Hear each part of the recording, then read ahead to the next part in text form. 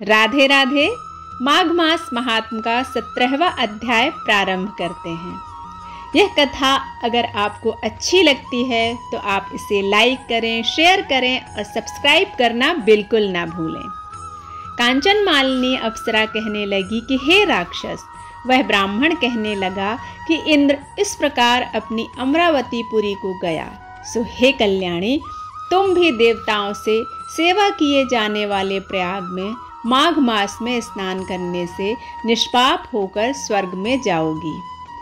तब मैंने उस ब्राह्मण के यह वचन सुनकर उनके पैरों में पड़कर प्रणाम किया और घर आकर सब भाई बंधुओं, नौकर चाकर, धनादि त्याग कर शरीर को नष्ट होने वाली वस्तु समझकर घर से निकल गई और माघ में गंगा यमुना के संगम पर जाकर स्नान किया। सो हे निशाचर, 3 दिन स्नान से मेरे सब पाप नष्ट हो गए और 27 दिन के पुण्य से मैं देवता हो गई और पार्वती जी की सखी होकर सुख से निवास करती हूँ। इसलिए मैं प्रयाग के महात्म को याद करके सब देवताओं के सहित माघ में प्रयाग स्नान करती हूँ। सो मैंने अपना यह सब वृत्तांत तुमसे कहा। तुम भी इस योनि में पड़ने और कुरूप होने का कारण कहो। तुम्हारी दाढ़ी और मूछें बहुत बड़ी बड़ी हो गई हैं और पार्वती की गुफा में वास करते हो।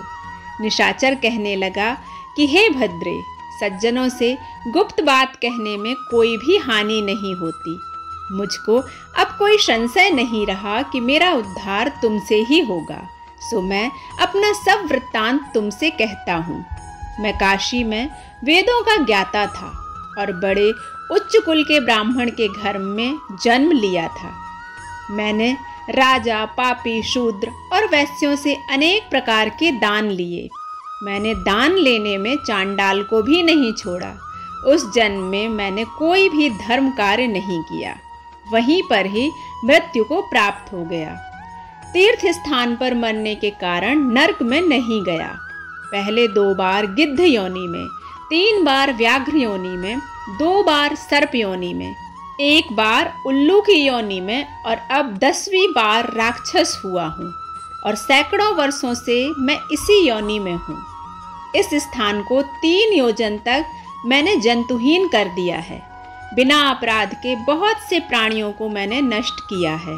इस कारण मेरा मन अत्यंत दुखी है।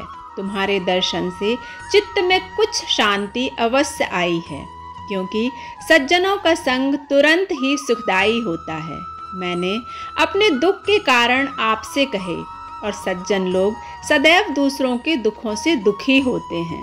अब यह बताओ कि इस दुख रूपी समुद्र को मैं कैसे पार कर सकता हूँ? क्या क्षीर सागर में हंस को ही दूध मिलता है, बगुले को नहीं देते?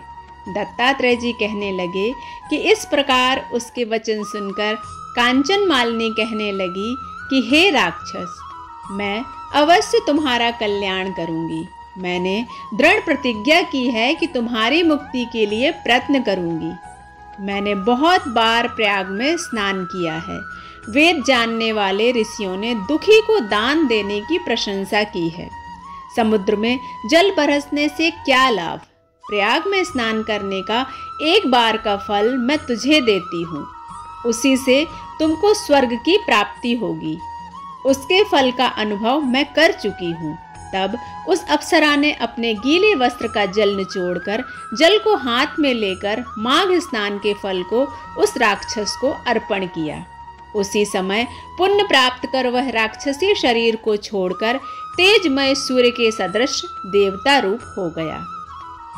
आकाश में विमान पर चढ़कर अपनी कांति से चारों दिशाओं को प्रकाशित करता हुआ शोभायमान हुआ और कहने लगा कि ईश्वर ही जानता है तुमने कितना उपकार मुझ पर किया है। अब भी कृपया कुछ शिक्षा दो, जिससे मैं कभी पाप ना करूं। अब मैं तुम्हारी आज्ञा पाकर स्वर्ग को जाऊंगा। तब कांचन मालिनी ने कहा कि सदैव धर्म की सेवा करो, काम रूपी शत्रुओं को जीतो, दूसरे के गुण तथा दोषों का वर्णन मत करो, शिव और वासुदेव का पूजन करो, इस देह का मोह मत करो, पुतनी, पुत्र धनादि की ममता त्यागो, सत्य बोलो, वैराग्य भाव धारण कर योगी बनो। मैंने तुमसे यह धर्म के लक्षण कहे हैं। अब तुम देवता रूप होकर शीघ्र ही स्वर्ग को जाओ। दत्तात्रेय जी कहने लगे कि इस प्रकार गंधर्वों से शोभित वह राक्षस कांचन मालिनी को नमस्कार करके स्वर्ग को गया और देव कन्याओं ने वहां आकर कांचन मालिनी पर पुष्पों की वर्षा की और प्रेम पूर्वक कहा कि हे भद्रे, तुमने इस राक्षस का उद्धार किया। इस दुष्ट के डर से कोई भी इस वन में प्रवेश नहीं करता था। अब हम निडर होकर विचरेंगी। इस प्रकार कांचन मालिनी उस राक्षस का उद्धार करके प्रेम पूर्वक देव कन्याओं से क्रीड़ा करते हुए शुभलोक को चली गई। इस प्रकार से 17वां अध्याय समाप्त होता है। वीडियो पसंद आता है तो लाइक, शेयर और सब्सक्राइब करना बिल्कुल ना भूलें। मिलते हैं 18वें अध्याय में। तब तक के लिए राधे राधे।